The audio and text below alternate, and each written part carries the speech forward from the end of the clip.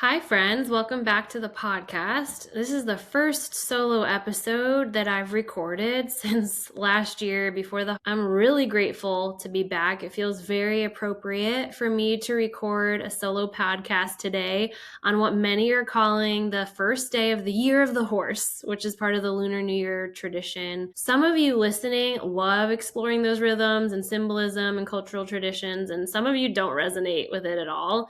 And honestly, both are welcome here. I have fun with it. I wouldn't say I'm like a huge subscriber, but I catch things in my algorithm and I've learned a bit of it. And so my position on it is kind of why not? Let me jump on collective energy that we're shifting into. In summary, if you have no idea what I'm talking about, the year of the horse, for those who are curious, it's part of a 12-year cycle in the Chinese zodiac. The horse is often associated with movement and courage and freedom, momentum, big energy shifts. So for a lot of people, it's seen as a fresh start or a turning point after what we just completed, which was the year of the snake. So a lot of shedding, a lot of tough stuff, releasing old patterns, old trauma. So again, whether you subscribe to it or not, what I do know as someone who's also grounded in her faith is this. God says his mercies are new every morning. Every morning, not just once a year, not when we feel ready, not when life looks neat and tied with a bow, but every time that sun rises. So today, I'm taking this as what it is for all of us, just a new day, a fresh chance, and a moment to pause and ask, what am I ready to shed? What am I ready to release? And what miracles am I willing to make room for next? So I want to walk you through what that looks like for me right now, just in real time, in real life. This is going to be way more of this has been my experience. And so take what resonates, leave what doesn't, more than a 12-step framework to achieve fill in the blank. This is going to be very personal, just us having a chat on the couch. So if you want to take a breath with me in your nose and exhale out the mouth. So, biggest thing on my mind right now this weekend is my mom's celebration of life. It's going to be a small gathering here where I live. And then in May, we're going to drive up and do the official, bigger Catholic memorial. But the vibe that I'm planning is really just close friends, keep it casual, no fuss, because that's really what my mom embodied. Saying that out loud still feels tender. So for a while, I've been avoiding parts of this process. Not because I didn't care, but because my nervous system needed time and I didn't want to accept the reality that this was the party I was planning. I love planning, but this is not the kind of thing that I want to be planning. And so this week I felt this quiet courage bubble up, and two of my best friends helped me. They called me and was like, Becky, do you need any help? What can I take over? The notes in my phone that I was completely avoiding, they opened it up and took notes for me and helped delegate. And so it was this week of not loud bravery. It was just the kind of bravery that says, okay, one breath, one phone call, one baby step at a time. And as I've reflected on this, I just keep realizing that healing rarely looks dramatic. It's often just those tiny, faithful steps taken in private that most of the time nobody's even watching. It's those tiny baby steps that you're taking while your heart is still catching up. And I want to share something that really did give me life and felt healing, which is a poem that I wrote that I plan on sharing at the service on Saturday. So this is going to air Friday. Y'all are actually going to hear this before I actually share it. And I thought, do I want to do that? And after giving it some thought, I'm like, yeah, I do. I feel like sharing it because I'm really proud of it. And it makes me feel close to my mom and it's cathartic for me. And I hope it lands with you if you've lost anyone or if this is meant to resonate. Just know it might make you cry because I've shared it with a few close friends and so far all of them have cried. So the poem is called The Story of Us, and I did that because my mom was a bookworm, and I'm breaking this poem up into chapters of our relationship. Chapter 1, it all began on August 28th, a primal cry of breath and life after hours of labor and pain. My primary attachment from keeping me alive to witnessing my milestones and guiding me to thrive. Errands, snack plates, M&Ms, dance recital, school, watch out birdies, here comes mama, and love was your only rule. You stayed at home for 16 years, and God, you mommed so well. Became my safest place on earth, the one that I could tell. My deepest, darkest secrets, too, as well as all my wins. Your superpower proved to be accepting all my sins. Then, chapter 2 in college, you told me on the phone that daddy's gone and to be strong, and just like that, I'd grown. From child to adult, you shifted from my mom into my fiercest ally, best friend, and healing mom. You found a man who loved you in a way I'd never seen, devoid of ego, full of truth, your consistent, steady stream. You walked me down the aisle and held my firstborn son. You picked the phone up every day, like a unit we were one. Then you held my little girl. You fell in love so fast, a mini version of you for sure, so full of heart and sass. You saw me through my marriage bumps, never worried, never judged, just reminded me to trust myself and covered us in love. Thai food, nails, and Goodwill runs, Schitt's Creek, spas, and Scrabble, comfortable in quietness as much as when we'd babble. Chapter 3 began with fear. Some things began to change. A role reversal, some would say. It felt so wrong and strange. Before I knew it, love broke through, an answer to my prayers. I learned to love you in a way I'd never before dared. The way you loved me my whole life, I finally loved you back, with radical acceptance, no fault, no flaw, no lack. The last 3 years were holy in an excruciating way, but Mom, they taught me everything, so hear me when I say, I swear our love touched heaven, we tasted something rare, no walls, no fear, no separateness, two sacred souls laid bare.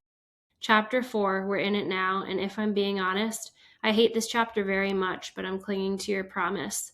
You promised it's not over, you said it's the beginning, that love can't die, especially ours, and our connection goes on living. Signs and synchronicities, the journals you left behind, pictures, podcast videos, all frozen still in time. Butterflies and roses with pink and purple hues, lavender and sunsets to soothe me through my blues. I hear your daily whispers, I miss your Hollywood smile. I long to lay down next to you and curl up like a child. It's hard to end this poem as if that's another goodbye, but maybe there's no need for fear, because maybe when you die, it's just a new beginning and connections never end. Distance is an illusion, my mama, my best friend. Whew, so thank you for letting me practice on you. That's the first time I've read it aloud without crying. Not that crying's bad. If I cry, I don't hide my tears anymore, apologize for them. Tears are good, they're liquid trauma coming out of the body. So that's been biggest on my heart. And the other thing I'm thinking about is how excited I am. Gosh, the duality, because all of my best friends are coming into town and we're getting to be together for the first time since one of our friends moved across the country last year. So I'm super excited for the reunion. I'm hosting my friend Julie, who's also the client support coach in the Root to Rise program. This definitely wasn't the reason I wanted us all together, but at the same time, loss and grief really has a way of clarifying what matters fast. There's something about it that strips away all the fake urgency and reminds you that connection is the most important thing. Connection is medicine. So I'm craving deep laughter. I'm craving presence. I'm craving my people who don't need me to be okay all the time. And so that's a quiet miracle, a silver lining I'm taking out of this weekend coming up. Realizing that love always shows up, even if it's not in the exact form that we had hoped for, but love always shows up when you open yourself up to receiving it. The other thing on my mind is I've slowly stepped back into work and showing back up online and to my clients. And my clients have been saying these sessions lately have been more powerful than ever, Becky. On the inside, I'm going through a complete identity rearranging, full rearrangement. And if I'm honest, that's really, really vulnerable. And it's required a new level of vulnerability to show up courageously with my clients to say in the moment, like, hey, I don't have full capacity today. I just want you to know today's a heavy grief day. Or the opposite, hey, I'm actually having a really good day. I'm all here. There's an older version of me that thought I needed to be polished before I could lead. old jobs that I held, it really was emphasis on best foot forward and perfect makeup and posture and speech and all of that. So it's so refreshing that my clients are saying they've never felt more potency in sessions than seeing this very real human version of me while also showing up to be able to support them. So it's a process. I'm still grieving, but with that, something surprising is happening online. Engagement on Instagram has jumped in ways I didn't expect. It feels back to the beginning of my business. I think it's just because of that. Authenticity creates permission and connection. And it's a deeper reminder again for me, people don't need perfect leadership. They need real leadership. And especially in today's isolated, fractured day and age, we are just craving real human connection. We've got enough chat GPT and robots to fill the globe. What people are really hungry and starving for is real. And so I got no other choice than to give that right now, because this has been the raw season of my life. A big win for me, and also a moment of deep shedding and release, was this weekend. I did my first breathwork session since mom passed, and honestly, it just felt brave to breathe. Breathing opens up things again. And when you've been holding it all together, letting yourself release and cry and shake and let go, it invites a softening that can feel almost dangerous in the best way. I was like, ooh, I feel alive again after what I just released. And I keep reminding myself, I don't have to force healing. I just have to stay present. There's lately I've been binging America's Next Top Model. And yesterday they just released the documentary on reflecting on that time and that experience, which I'm like 2/3 of the way through. And that's been really, really good. So reminding myself it's not about forcing healing or getting caught in this healing trap. Like, you get to dissociate too when life gets real hard and recommit to yourself when you feel like you have capacity. So sometimes courage looks like nothing more than just saying, okay, body, we can exhale now. We've been holding long enough. Another thing circulating for me is how fragile life feels. Lately, we had a hospital scare with my child. Everything's okay now, thank God. The relief was enormous, but it just opened up this deeper awareness of how fragile life feels. I've had multiple friends this month. One dear friend lose her husband suddenly, and they're our age. Another dear friend lose his wife to cancer. He's also my age. Another friend just lose her daughter, a 22-year-old who got in a tragic car accident. I'm like, this has got to be made up. And then on the big stage, even, we've lost 3 significant actors who were big influences from childhood to present day.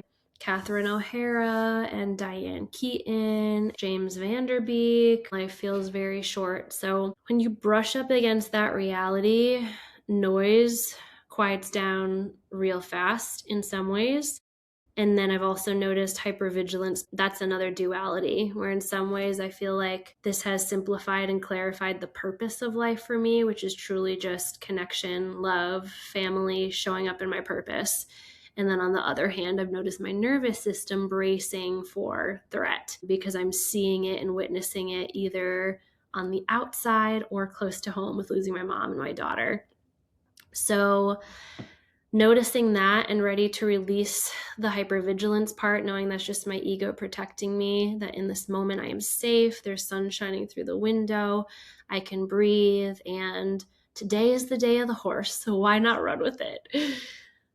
Another thing I've been doing lately is just protecting my peace when it comes to what I'm absorbing online. I've unfollowed things that feed fear and chaos and constant nervous system activation, learning how to stay informed without abandoning myself.